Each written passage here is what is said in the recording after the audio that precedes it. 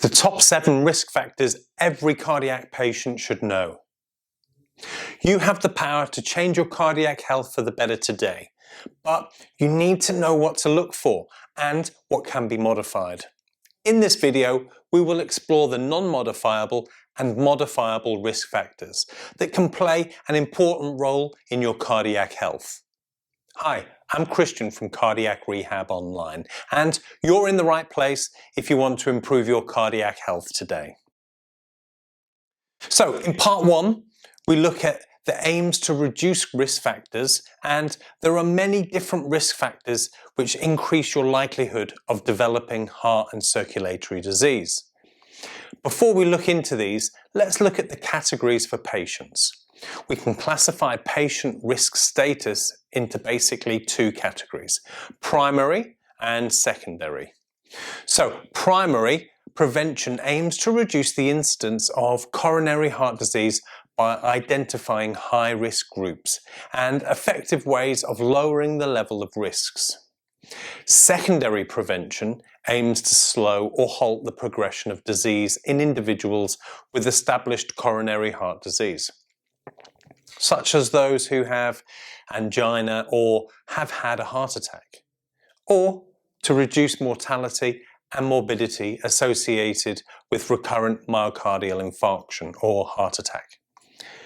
Many studies have reported improved mortality and morbidity and significant reduction in cardiac events following risk factor modification.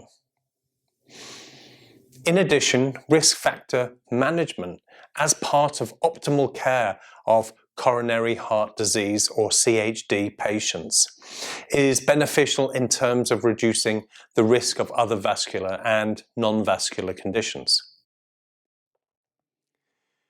Studies have shown that some risk factors are consistently associated with the development of CHD, irrespective of other risk factors. This characteristic distinguishes them as independent risk factors. So, factors considered independent are smoking, hyperlipidemia, hypertension, inactivity, obesity, and in contrast, a non-independent risk factor is one where the likelihood that the risk factors will lead to coronary heart disease is in part dependent on the presence of other risk factors, such as family history. Or an alternative way to describe them would be modifiable or non-modifiable. So the non-modifiable would be age, gender, family history, ethnic origin, and modifiable would be smoking, hyperlipidemia, hypertension, inactivity, obesity, type 2 diabetes, fibrinogen levels, excess alcohol, psychosocial factors. So taking all of that into consideration. Now, in part 2, risk factor modification. This includes both lifestyle changes and medication. Medication does not remove the need for lifestyle changes. For example, the treatment of high blood pressure generally involves medication as well as dietary modifications, such as reducing salt intake, avoiding excess alcohol, and strategies for dealing with stress. However, many patients find it easier to take a tablet than to maintain a beneficial lifestyle, and over time, relapse is common. Non-modifiable risk factors such as age, CHD is a progressive degenerative process of the coronary arteries. So inevitably, the older the individual, the more likely that there is damage to the arteries. And CHD rarely occurs before the age of 30, and the risk steadily increases with age. And for gender, men develop coronary heart disease at a younger age than women. And women appear to be protected by estrogen until the menopause, after which their risk of heart disease increases significantly. By the age of 60, incidence of CHD in women actually accelerates, and over the age of 70, the incidence of CHD is almost the same in men as it is in women. And the prevalence of risk factors is very high in women over the age of 55, where approximately 50% are overweight, have high cholesterol and elevated blood pressure, and are physically inactive. Family history: coronary heart disease runs in families. It is considered significant when a first-degree relative develops CHD before the age of 60. One study reported that the absolute risk rises by up to 30% if one parent's disease occurred before the age of 55 years, and up to 50% if both parents developed early coronary heart disease. So it's important to identify a family history of CHD and inform family members so they can take appropriate action. Also, ethnic origin. This risk factor is clearly influenced by environmental factors such as place of residence, socio-economic status, so it cannot be viewed in isolation. Studies of ethnic groups in the UK have shown a higher than average incidence of CHD within the South Asian community and a lower than average in the Afro-Caribbean. The South Asian group are less likely to participate in regular exercise and have diets that lead to higher prevalence of type 2 diabetes and obesity.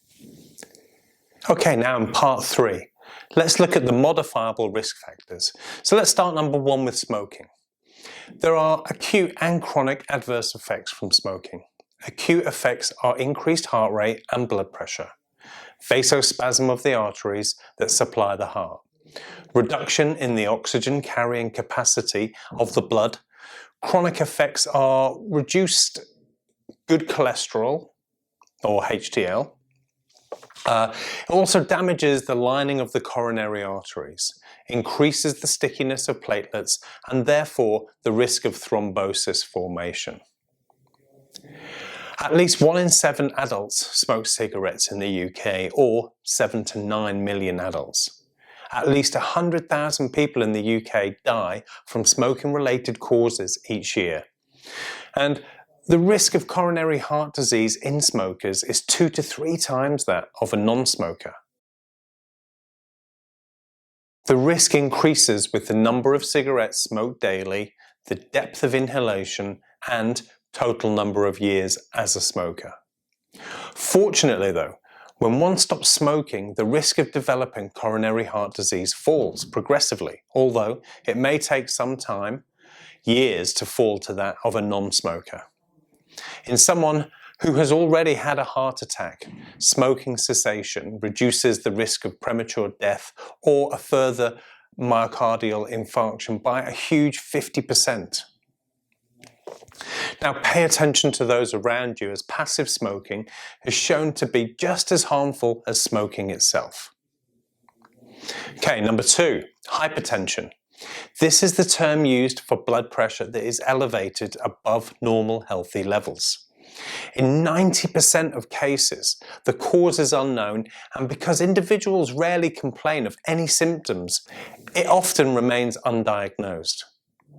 Acute and chronic effects: when blood pressure is higher than normal, the heart has to work harder in order to push blood out into the circulatory system. Over time, this increased effort may lead the heart to become thickened, enlarged, and less efficient. The increased size of the heart means that the heart muscle requires more oxygen than that of a healthy heart. For people who already have coronary heart disease, this is increased demand, and it may not be met, and chest pain can occur. Elevated blood pressure also damages the inner lining of coronary arteries, making them susceptible to atheroma formation. Blood pressure fluctuates from minute to minute, day by day, and can be affected by many factors such as emotional state, thoughts, activity, stress levels, certain foods like caffeine, sugar, cigarettes. And to obtain a meaningful blood pressure, you would need to be taken over a period of at least 1 day at regular intervals or with a wearable device. individuals with a history of hypertension have a nearly twofold risk of a heart attack compared with those who are not. Current treatment may include antihypertensive drugs, which have demonstrated a benefit in the management of high blood pressure. Management often includes taking more than one drug to achieve the desired lowering effect. Lifestyle factors include taking regular exercise, stopping smoking, reducing body fat, reducing salt, or more accurately, sodium chloride, avoidance of excessive alcohol intake, and practicing stress management techniques. Key facts for high blood pressure. It is the leading modifiable risk factor for heart and circulatory disease in the UK. An estimated 28% of adults in the UK have high blood pressure. That's around 15 million adults. More than half of them are not receiving effective treatment. More than 10 million people in the UK have been diagnosed with high blood pressure by their GP. This means nearly 5 million adults could be undiagnosed. Okay, number 3, hyperlipidemia or high cholesterol. Cholesterol is a fatty, wax-like substance essential for the normal function of the body, with an estimated 60% of the cholesterol produced by the body and 40% coming from diet. Cholesterol levels become elevated in the presence of chronic stress, and raised cholesterol levels are associated with a 1 in 4 increased risk of developing coronary vascular disease. It's estimated that close to half of adults in the UK are living with cholesterol levels above national guidelines, with the total cholesterol greater than 5 millimoles per litre, and around 7 to 8 million adults in the UK are currently taking lipid-lowering drugs such as statins. Secondary prevention can be from lipid-lowering medication in conjunction with the diet and lifestyle changes, which constitute optimal management. We can reduce trans fat intake, we can increase intake of fibre, increase the intake of oily fish, increase in exercise, stop smoking, moderate alcohol intake, weight management, all the usual things.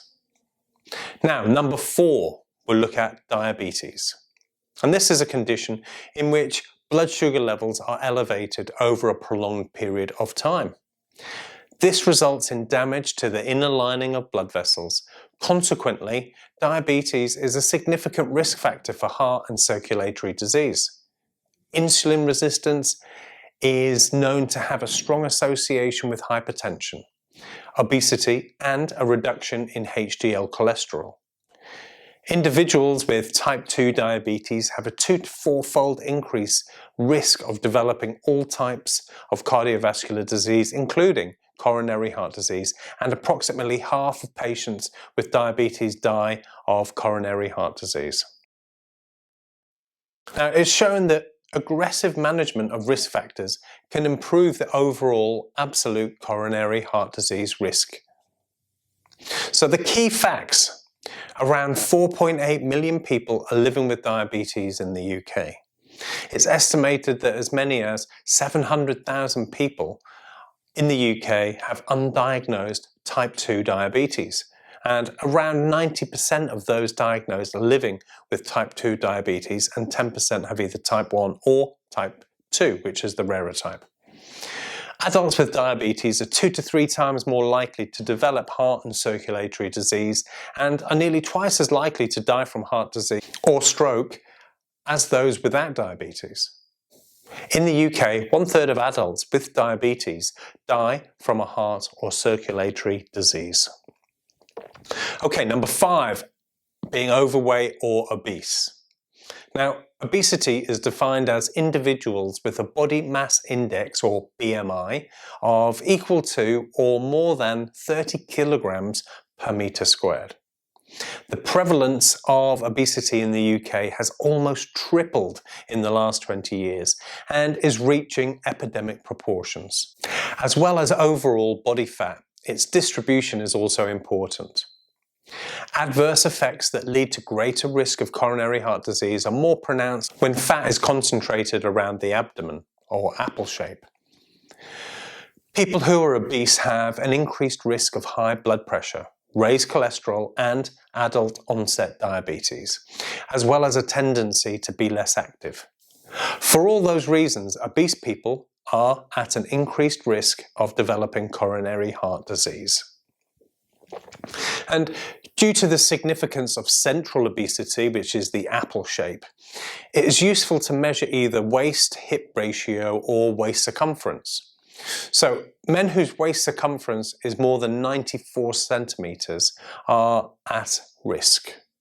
More than 102 centimeters are at severe risk. So get the tape measure out, let's see where you're at.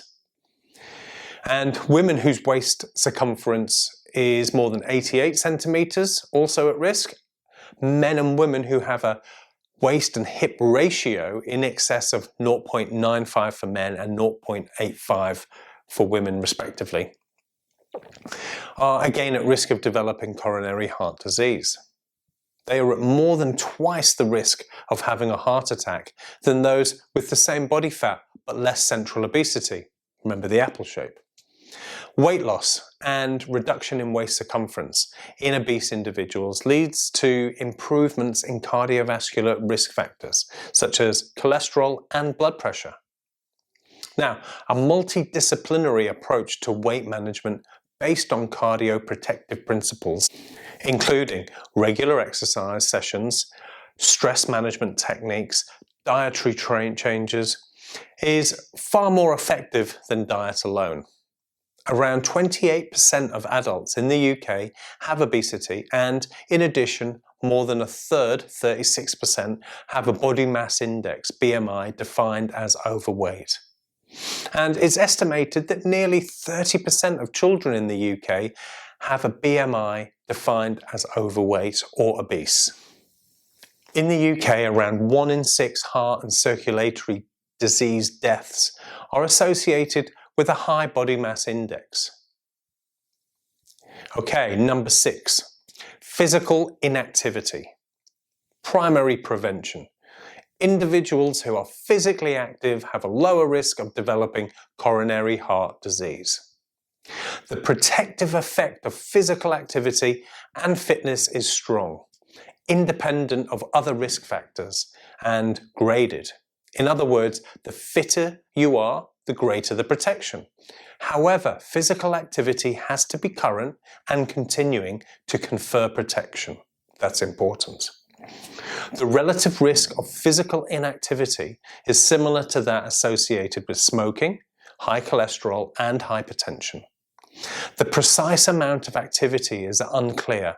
However, several studies have been carried out to suggest 8 to 9 METs, metabolic equivalents, that stands for men, and 6 to 7 METs for women. So an example would be cycling at 10 miles per hour on the flat equals about 7 METs. An aerobic class, such as the cardiac rehab classes, are about 6 to 9 METs. Squash, 8 to 12 METs, and tennis, 4 to 9 METs. So if you're a golfer, you're at about 5 METs, and if you're out mowing the lawn, 4.5 to 6 METs. Now, 1 MET equals the oxygen consumption at rest, which is about 3.5 milliliters of oxygen per kilogram of body weight per minute. An individual consuming oxygen at 2 METs is consuming oxygen at twice the resting rate. So with someone with a maximal capacity of 8 METs, activities equivalent to 4 METs, for example walking at 4 miles per hour, would represent a training intensity of around 50% of their VO2 max, or 65% heart rate max. This supports the concept that exercise does not have to be overly vigorous to be protective. Aim for 30 minutes of moderate intensity exercise 5 days per week. An estimated 2/3 of adults in the UK were unable to meet those requirements, according to the British Heart Foundation.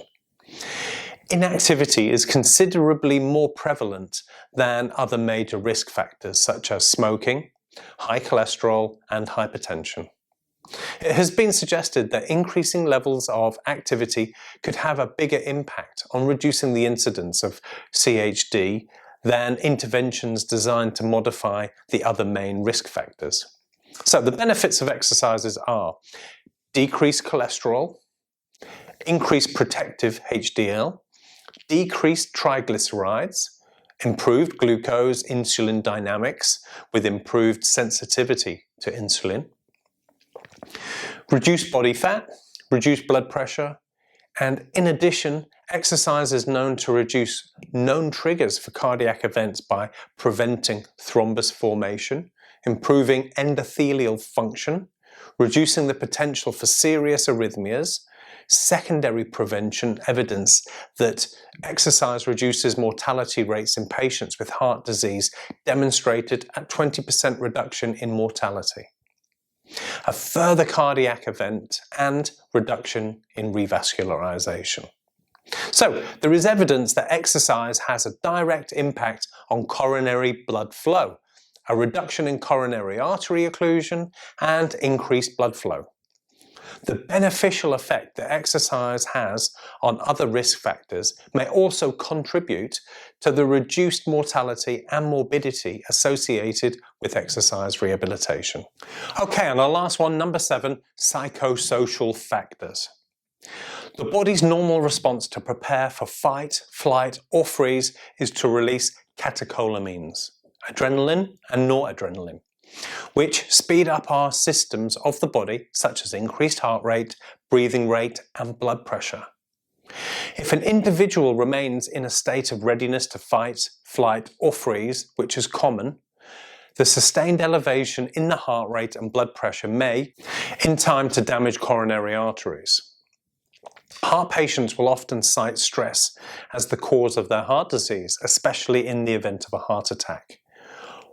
Where there is existing coronary atherosclerosis, stress may also play a part in precipitating a heart attack.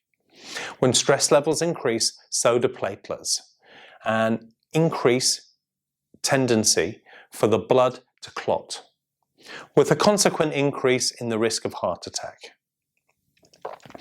Work stress, lack of social support, depression and anxiety have been consistently associated with increased risk of coronary heart disease.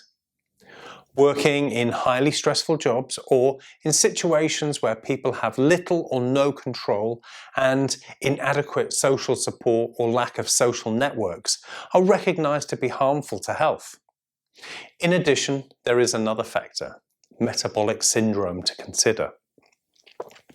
The impact of calculating the risk of an individual developing CHD depends upon the interaction of risk factors present rather than a cumulative effect.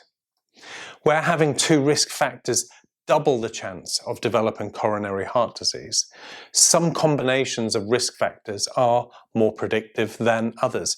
For instance, the combination of hypertension, high cholesterol, diabetes and central obesity, referred to as metabolic syndrome or syndrome X, and dramatically increases the risk of coronary heart disease. So, by addressing these modifiable risk factors, you can make a huge improvement in your current and future health status, lowering your blood pressure, cholesterol and stress levels, whilst improving diabetes, fitness and reducing body fat. Some of these factors are more straightforward than others, and consider there may be something you could change today. The others may take a little longer and you may need some help with them, but remember, we're here to help. We have weekly vlogs, free guides and much more on the inside of our members community. You can find more details below in the comments section. Remember, healthy lifestyle changes are seldom easy to establish, but we seem to slip effortlessly into bad habits. The first step is to be conscious of what your current habits are. There is a saying, what gets monitored gets managed. So by simply keeping a food diary, exercise log, or a daily stress level diary, You can then decide how to manage these habits for the better. I hope this list has been a helpful resource for you, and as you work to improve your health and fitness, please feel free to contact the team at Cardiac Rehab Online if you have any questions. Thank you.